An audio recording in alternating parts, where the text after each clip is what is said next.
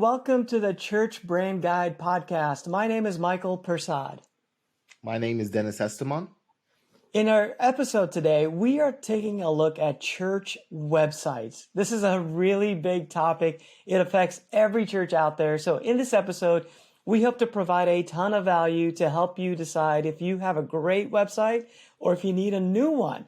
Dennis, why don't you take a moment and let us know a little bit about WordPress-based website. That's one of the things that you and I kind of found that we have in common is that we've, over the years, kind of gravitated towards building websites using WordPress. What are your thoughts about websites?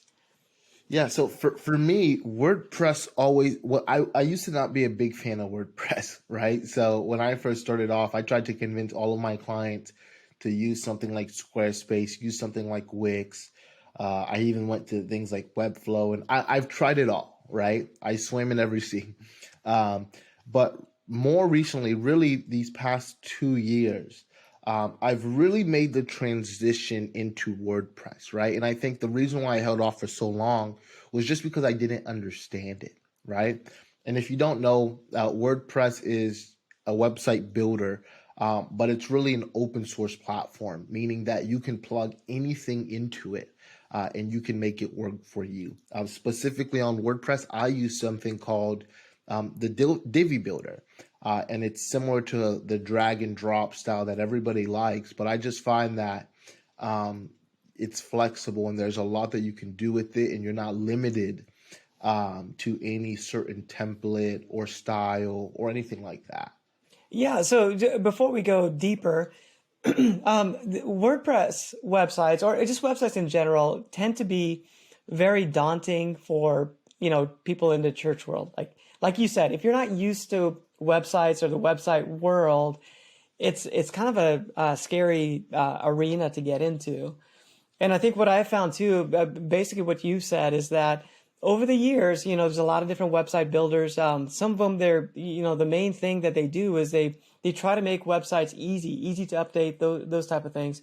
But then what you find is that you get into limitations, where in the future, like you want to do some things and all of a sudden, like you realize because I'm using a certain platform, I don't have the ability to do what I want to do. So what I've found is, in my experience, is that WordPress is limitless.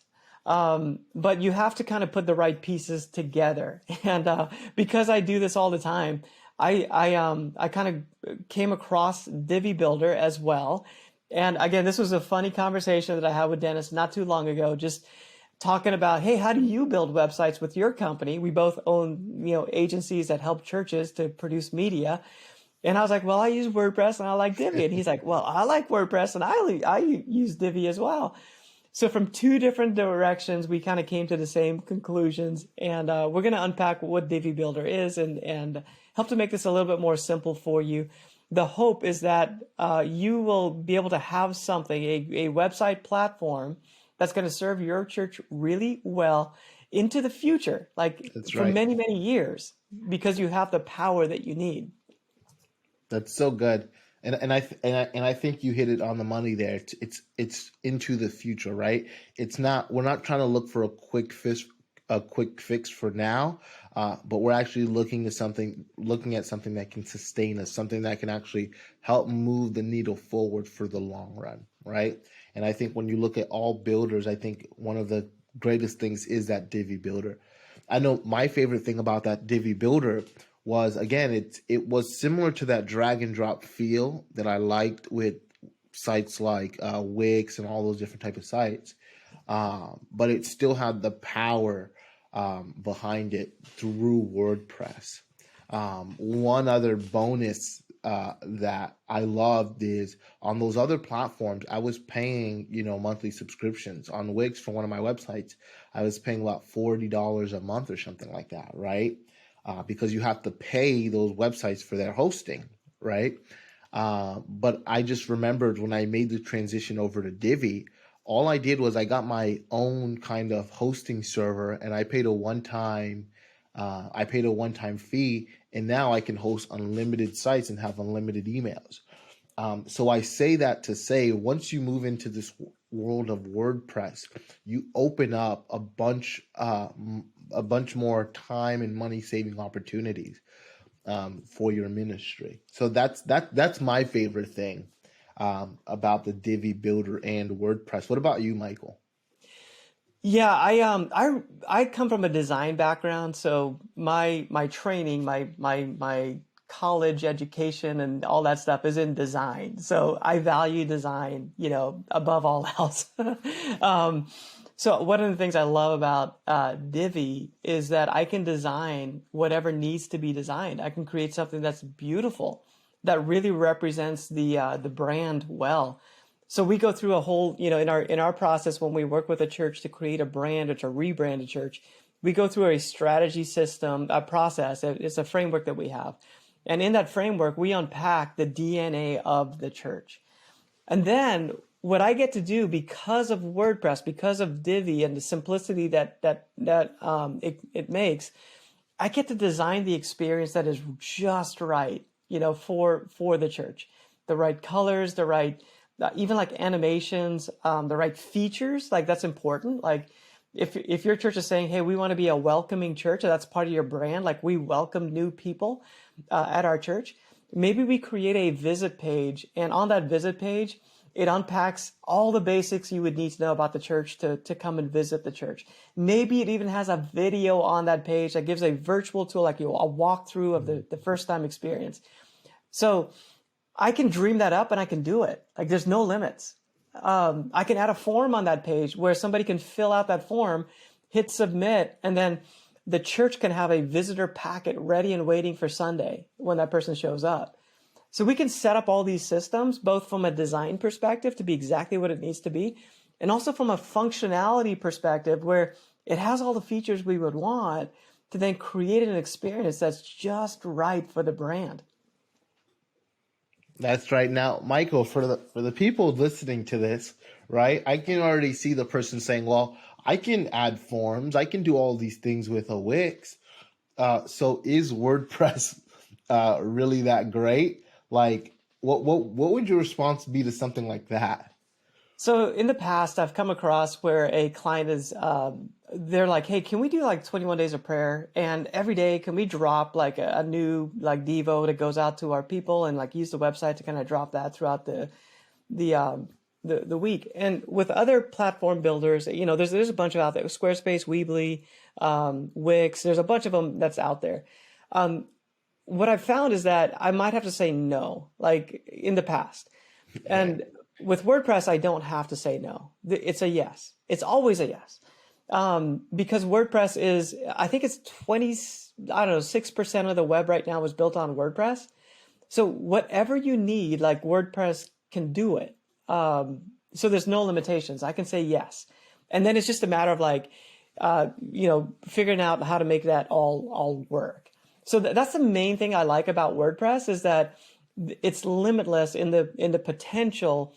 So in the future, as we're trying to do ministry, like maybe like one of the churches I'm working with, they want to develop an online course that helps people in their city. So we can say yes to that. There's no limits. Like absolutely, we can create an online course. Another church that we're working with, they have a ministry to South America, and they wanted to create a resource for pastors to be able to go to the website and download like great resources for them to help them do ministry down in South America. We can say yes to that. There is no limit. So no matter what your church, what the vision of your church is, we can service that vision through the website. And we need to be able to do that because the website it's a tool. It's an employee that's working for your church 24 hours a day, 7 days a week. Around the clock. And it just needs to work and help you accomplish the vision that God has given you. Yeah, that's so good. And I think for me, I briefly want to touch on why people don't like tools like WordPress, or at least why I didn't like it, right? And I briefly mentioned that the reason why I didn't like WordPress when I started was because I didn't understand it. It didn't look friendly.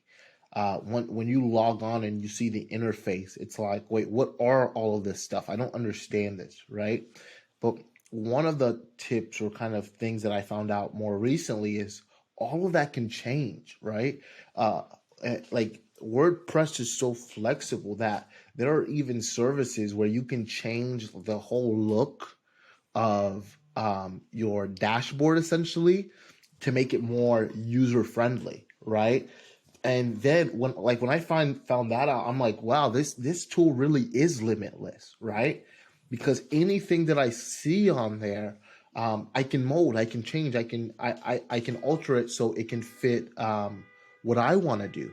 So really, with WordPress, it is truly limitless. There's you can do anything and everything. Even right now in our company, we're actually creating this software and we're hosting that web application through WordPress, right? So in terms of scalability, in terms of growth, there's really no limit to how far you can expand it. Like Michael was saying, if you want to add a course, all you have to do is just add in an easy plugin, right? If you want to manage your content, if you want to manage your blogs, if you want to bring other teammates onto it, it is truly limitless, like you were saying, Michael.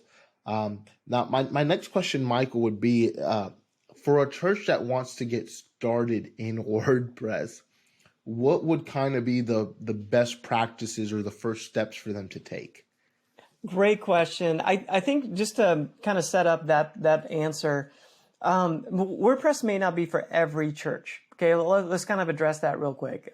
If you're just starting off and maybe you're a church plant or you have very, very little budget, and you don't have any technical background, you know what? Go with Wix. Like, go with Squarespace. That's okay. It'll get you going. And then eventually work towards a WordPress website, which has more features and like we're talking about. Like, I like it because of, where the potential where it can take you as a church, as a ministry. But listen, it's okay. You can use one of those easy startup website builders to get you going. And once the church is off and running, then you can get going with the next thing. What I recommend to get started with a WordPress-based website is to get an expert. Like, get somebody that knows what they're doing to help you set it up. Once you set it up right, that's when you can, as a church, you can have a volunteer take over and then keep on using it. The reason why I say is get an expert is that it takes a little bit of understanding with like hosting and all that stuff to make sure you get it all set up right. And then also, you just want the design and everything to be ready and able to represent your church really well, provide next steps, those type of things. So when you're ready for a WordPress website, you should be ready to level up the experience that people have with your church online.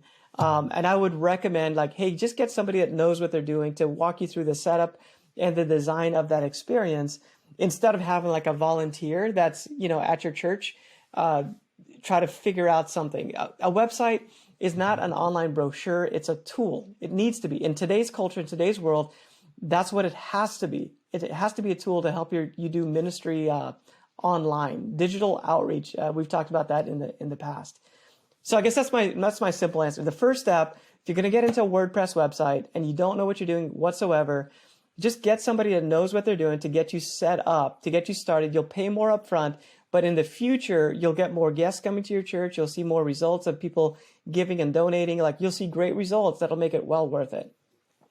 Yeah, and one of the things that I would say is like, don't try to figure it out yourself, right? Like that's one of my biggest advice. Like, don't try to figure it out yourself. Like, even when there is no scripture that tells us in any aspect of faith or anything. It's like, yeah, figure it out yourself, right? Just no, don't talk to anybody. Figure it out yourself, right?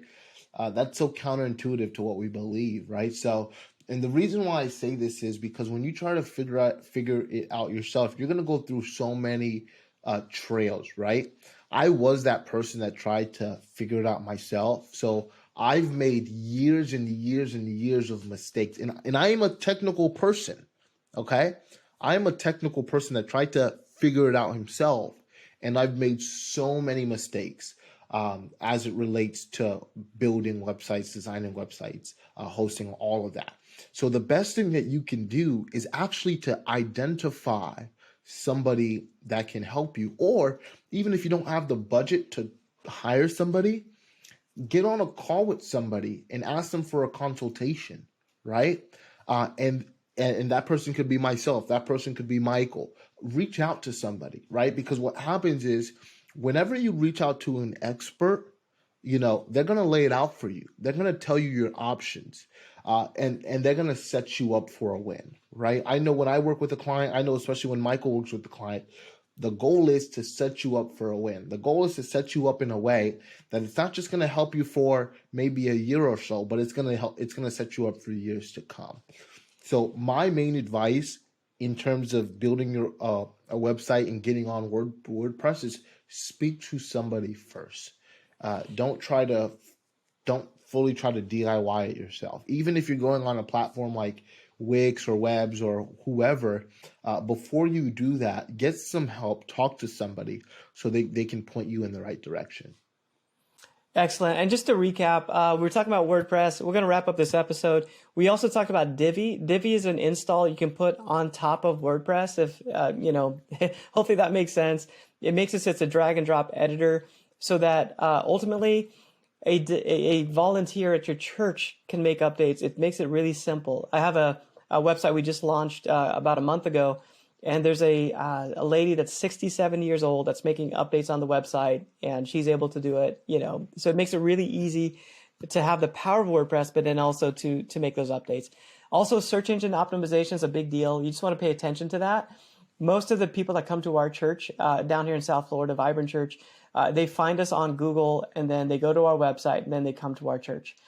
So you just need to be able to have the tools, the necessary tools to be able to be found on Google. And again, WordPress, Divi, that whole setup is going to be a great setup. If you need help with this, if you need help setting up a WordPress, your church that's just, you're just ready to go to that next level, be sure to reach out to us as a resource. Let me just ask this before we close it out. Dennis, any final thoughts that you have when it comes to a church website? Yeah, my last and final thought is something that you've already said, but again, this is not just an online brochure, right? This is a resource, a tool for you not to just talk about your ministry, but it's actually a tool to do ministry. Yeah. Right. And that's kind of like the running theme of a lot of the things that we talked about. So whether it's social, photo, video, website, this is a ministry within itself, right? And when we view it as a ministry within itself, we know that we can't go at it alone. We know that we can't just DIY it, right? Because it's not smart, right? It's not the option. It's not the route that's going to get you what you're looking for, right? So that's my final thing is it's always about your approach to anything that you're doing, right? What's the why, right? If the why is you want to see more people win, saved, and sent, if that's your why, then again, you have to take this seriously, right? This is not something that I believe you should just scrape together. But I really believe that this is something that you should reach out to somebody, get some advice, get some help, get some direction on, and really get some guidance on the best step forward. And then your ministry will thank you for it, and your city will definitely thank you for it. Yeah. You be the vision. You be the expert at the vision that God has given to you to do ministry, and then surround yourself with some good people that can help you with these other things. I love it. That's right. So I'd love to have you just join us on new episodes that are coming up. Our goal, the Church Brand Guide, is to help you to build a brand. A brand is just a way of thinking about your church where it helps you to cut through the noise and reach people where they are. A lot of it is by using tools like a website, having the right messaging, using the right graphics and visuals to make sure people understand you quickly, because what people understand quickly is what they'll buy into. And we want great people to come to your church and also buy into the vision that God has given you and support it. So make sure you subscribe to the podcast if you have not done that already. We would love for you to leave a review as well. If you want to leave some comments there, we'd love to get that from you. And that wraps it up for this episode. So we will see you on the next episode. Thanks for joining us.